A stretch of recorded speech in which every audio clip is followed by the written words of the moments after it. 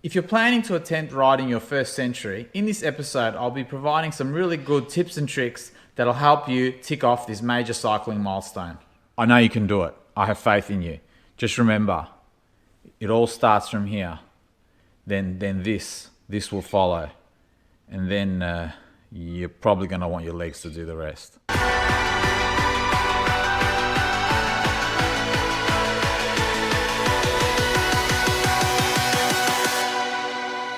If you're new to the channel, this is where we share some great cycling tips, look at some equipment reviews, and hopefully get out there and ride some of the great cycling segments that Melbourne has to offer. So check out some of the other videos, and if you like what you see, please subscribe. Now let's get on with the episode.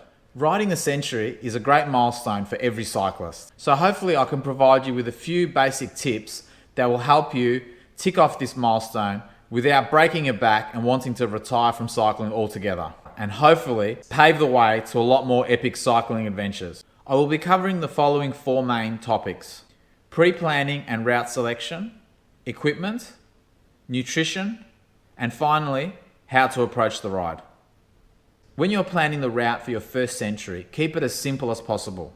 You may have already ridden 50 or 60 kilometers, so just try and add an extra loop to that ride. That way, you'll be riding on roads that are familiar to you, and there'll be one less thing to worry about. If you're in Melbourne and ride along Beach Road, just extend that route a little bit further. For example, for me, Mordialloc return is 65 kilometers. So to ride 100 Ks, I could just add either a city loop to that journey or ride a little bit further to Frankston. Keep it simple at this stage. The objective is to finish the ride safely. Epic cycling adventures can wait. Don't worry, summer's long. And make sure you tell somebody where you'll be riding and what time they should most likely expect you home. Another thing, it might sound obvious, but it's important to check the weather forecast and in particular, the wind conditions. On my first century, I didn't even think of checking the wind. I headed out on my new road bike. Little did I realize I had a humongous tailwind. And then coming home, I really did suffer. I could barely make it home. Try and avoid that. Check the weather conditions. Make sure there's not going to be too wet or too hot. And pay attention to the wind and make sure that there are favorable conditions for when you plan to do your ride. Download and install a wind app on your phone. I use one called Windfinder, and it'll have all the different wind conditions. And if I ever see that it says that there's a nice southerly breeze in the afternoon, I'll be heading down to the peninsula and using that southerly to help me get home. So in summary, when you're planning your route, stick to familiar roads, check the weather and wind conditions, and make it home safely in one piece. Ride 50 Ks, turn around and ride back home. Now let's look at the equipment. The day before your ride, it's probably a good idea to give your bike a good wash. It's also a great time for you to bond with your machine. Give the drivetrain a good clean and the chain some fresh lube. Unless you're an experienced mechanic, leave your gear adjustment alone. If the bike has been shifting satisfactorily, it'll be fine for the big day. I wouldn't start messing about with your gears right now. Just give everything a good clean, make sure your bike is safe, check your brakes, and give the chain a good clean and some nice fresh clean lube. Don't overdo it, you know how to wash your bike. But what equipment should you take along with you?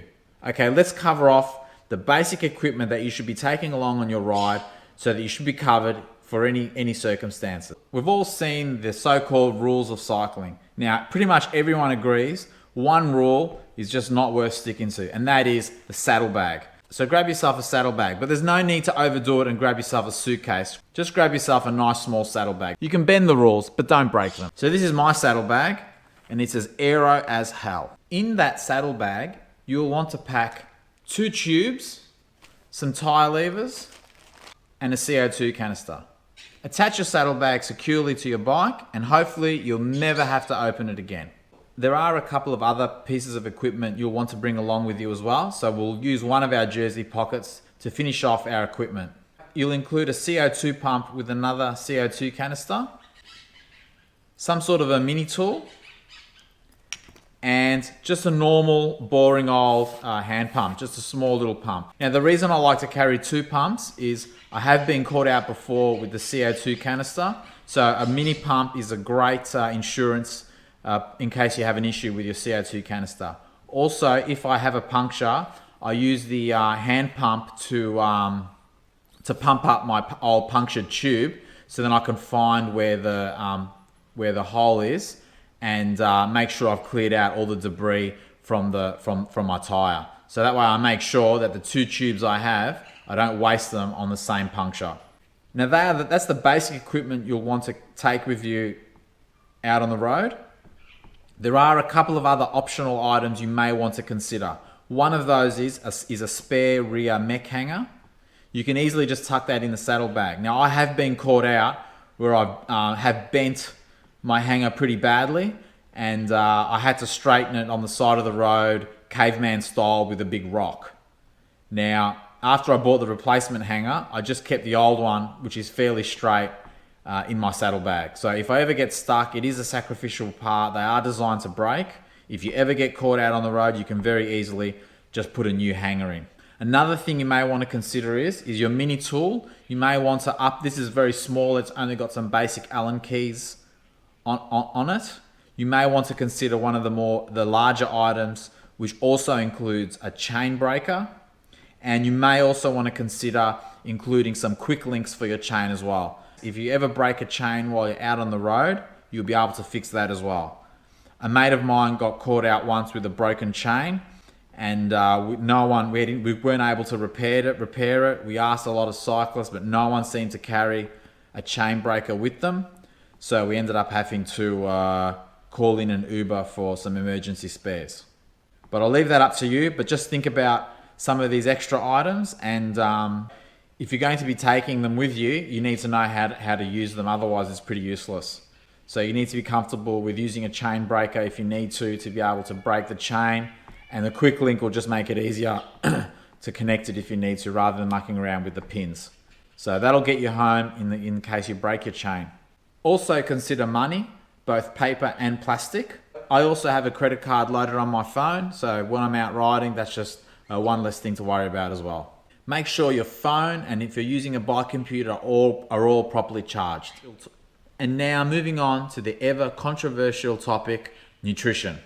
Nutrition is a very personal topic. What might work for me might not work for you. Also, the subject of nutrition is probably worthy of an episode of its own. So I'll try not to overwhelm you here. But since fueling for your ride is very, very important, let's just cover off the basics. Tip number 1, stick to what you know. Now is not the right time to be introducing something new to your diet. Just stick to what you normally eat, just eat a little bit more. If you don't normally use energy gels, now is not the time to start. Tip number 2, as a general rule of thumb, you will want to consume about 50 grams of carbohydrate per hour. Tip number 3, you want a good mix of carbohydrates. If this is your first century, you're not going to be riding at a very fast tempo. So you don't want to have just sugars. You want a good mix of simple and complex carbohydrates to fuel your ride. You want a long, slow burning fire. So that covers some basic guidelines for your nutrition. Now let's look at the implementation of this. The night before your ride, don't overdo it. A good balanced meal, but probably avoid that steak. Pasta, rice, you know the drill. But just don't overdo it. There's no need for carb loading. On the day of your big ride, have a good breakfast. For your pre-ride meal, you want to consume the longer burning carbohydrates. I prefer cereals, but nothing too high in fiber.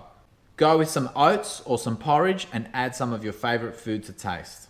You may also like to have some eggs. Just don't overdo it. Give yourself also a good half an hour or 1 hour to digest your meal before getting on your bike. For the ride itself, you'll want to bring 2 bidons. One of those you'll be filling with an energy drink like a Gatorade or whatever you prefer, and the other just plain water. Personally, I fill both of my bidons with energy drink, but I just have to be careful if it's too hot, because then I'll drink too. If it's too hot, I'll need to drink too much to stay hydrated, and I might overdo it with the Gatorade.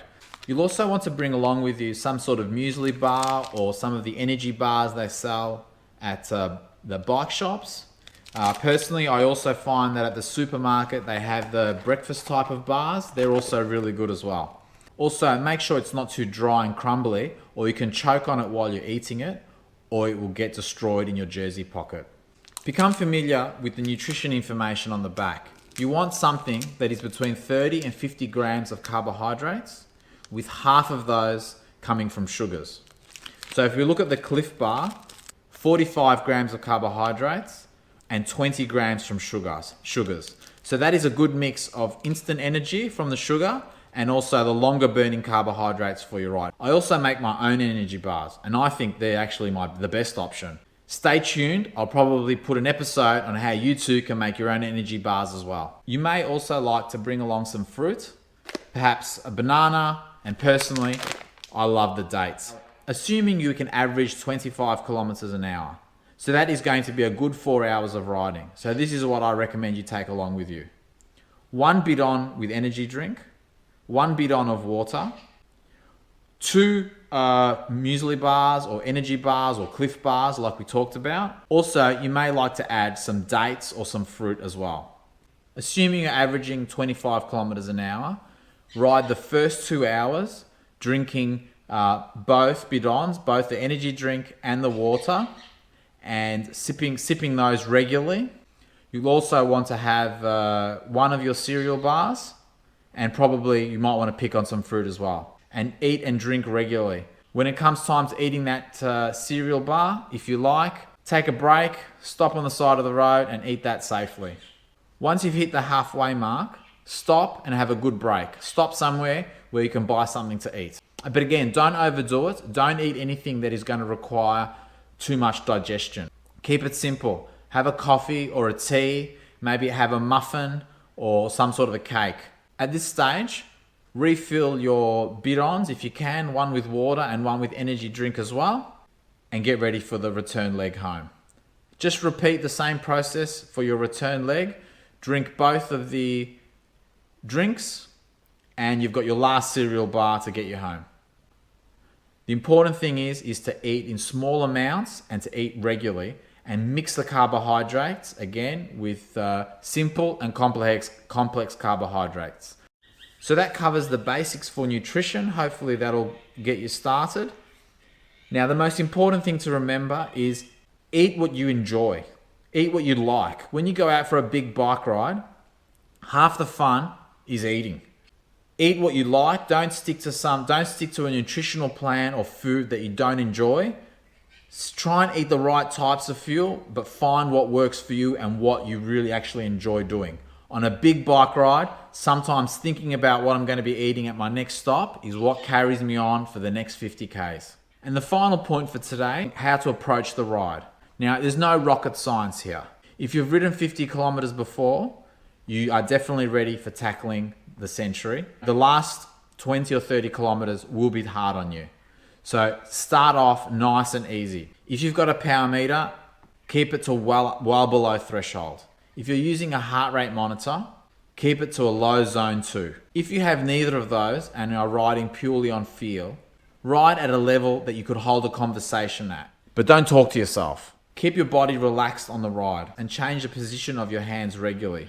Move from the tops to the hoods and to the drops to avoid getting any cramps in your neck or shoulders. Whenever you can, get out of the saddle to stretch your legs. When you stop at the lights, take the opportunity to stretch your neck and shoulders. If you feel like it, just stop and take a break. Take some photos, upload to Facebook, take it all in and enjoy the experience. Go easy. That last 20 or 30 kilometers will be tough. We don't want this to be your last big ride.